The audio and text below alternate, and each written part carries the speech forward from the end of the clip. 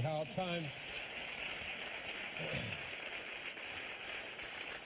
And I met him at the Comedy Store. He and I were kids, along with myself and Jay Leno and Tom Dreesen and Tim Thomerson and Johnny Dark and Elaine Boosler and on and Jimmy Walker, and we were all out there at the Comedy Store, and we wanted to, make people laugh. We wanted to get on the Tonight Show. We wanted something because we all felt that we were funny. And we would, in those days, we were working for free drinks. Some were working for more free drinks than others. So what you would do is you would go on stage, and then you do your little skits, and then you would come off stage, and if there was a new guy coming on, you'd want to stick around and make fun of the new guy. Sure. Because we were all worried that, somebody else is coming in who's really funny, and then we'll have to go back, in my case, to Indiana. Yes. And I can remember the night my friend George Miller and I, who was a very funny comic and was on this show many times, we were at the Comedy Store, and they introduced Robin Williams. And for some reason, in the beginning, he was introduced as being from Scotland. They said he was Scottish. I see. So now we're stumped. We don't know. There's a Scottish guy really coming to the United States. So we're feeling pretty smug about our position right away, because it's going to be haggis and that kind of crap. Yeah.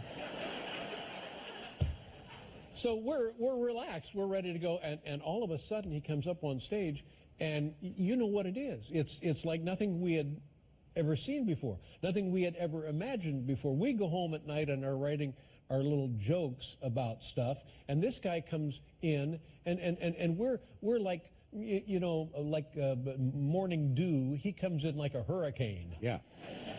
And now, the longer he's on stage, the worse we feel about ourselves. And because it's not stopping. Yeah. Doesn't stop.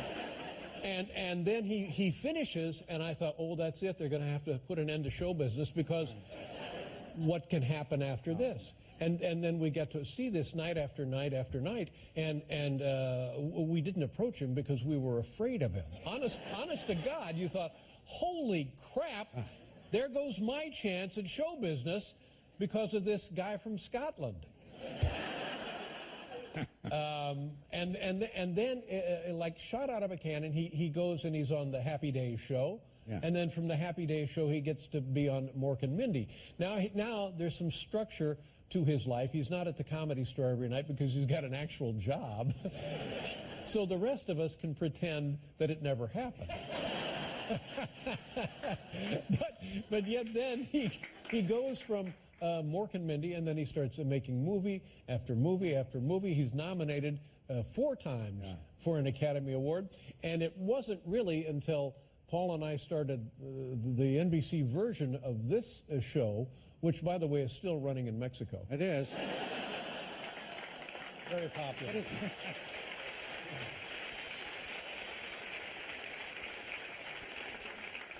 But it wasn't until then that I sort of got to really know Robin Williams, because he would come on to promote movies or concerts or whatever he was talking about. And he was always so gracious, and we would talk about the old times, and never did he act like, I knew you guys were scared because I was so good. And it was just a pleasure to know the guy. And he was a gentleman and delightful. And even in the old days, he was kind enough to ask me to appear on his Mork and Mindy show. Now, this is a double-edged sword.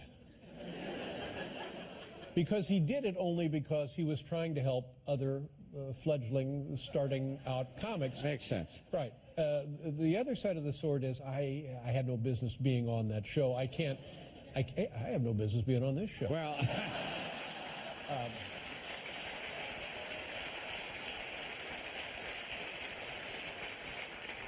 But he was nice. He gave me a job, and so and in those days, jobs were hard to come by. And there I was, and I was on Mork and Mindy, and I can remember between the dress rehearsal and the actual taping of the show, the director of the program, Howard Storm, comes up to me and he says, "Well, you've been trying all week." He says, "This is your last chance." Oh.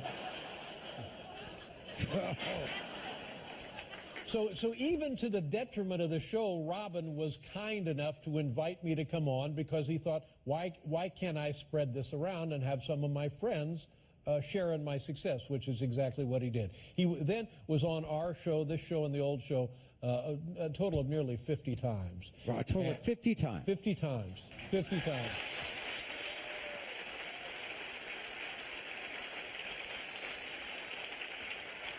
And two things would happen because Robin was on the program. One, I didn't have to do anything. Yes. All I had to do was sit here and watch the machine. Yeah. And two, people would watch. If they knew Robin was on this show, the viewership would go up because they wanted to see Robin. Yeah. And believe me, that wasn't just true of television. I believe that was true of the kind of guy he was. People were drawn to him because of this electricity. This whatever it was that he radiated that propelled him and powered him. And then he came on when I came back after my heart surgery. Right. Robin was nice enough to come on that night, and it was very, very funny and very, very appropriate. And here's a picture that I will now cherish even more than I had previously. There are 4 people right there. Wow. Two of which wildly funny.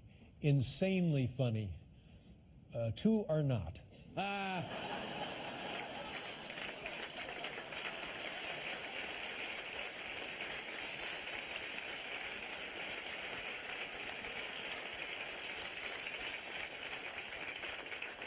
The handsome woman there is Mitzi Shore. She owned the Comedy Store. We all, the 3 of us, worked there. I think Robin and I, it'd be safe to say, we started there. Richard Pryor was already Richard Pryor, but he would work there. And the guy in the middle, I trimmed hedges. Yes. Well, So we would like to...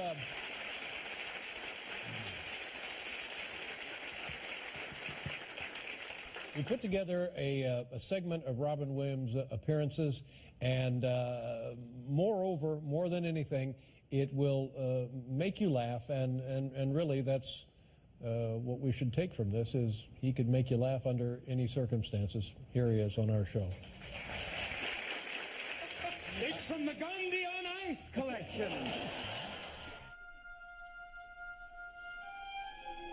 Oh, God, how you doing, Mr. Williams? God, Mrs. Doubtfire is very funny. You know, you're much more attractive as an older woman. Hold him, hold Okay, him. I got it. All right. Take it easy, Dallas. Our next... My first day on the job. Aren't you glad you didn't see this at the surgery? Hey, Dave, it's me. They just thought it'd be real funny. You had a television show, Mork and Mindy, of course, and the producers, for some unknown reason, invited me for like a little thing on the show. That's right. You played a... I know. I've never seen it. I cannot bring myself to watch it until tonight. You have it here. Somebody has stolen my Rolls Royce. Using the Rolls Royce as a concept. Getting it back is a reality. It's amazing when you win the Academy Award. You have like about a week where everyone's like, hey, Good Will Hunting, way to go. Good Will Hunting, Academy Award, way to go.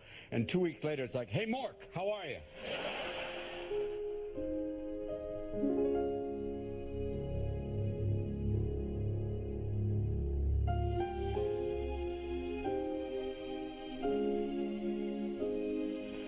God bless you, my friend.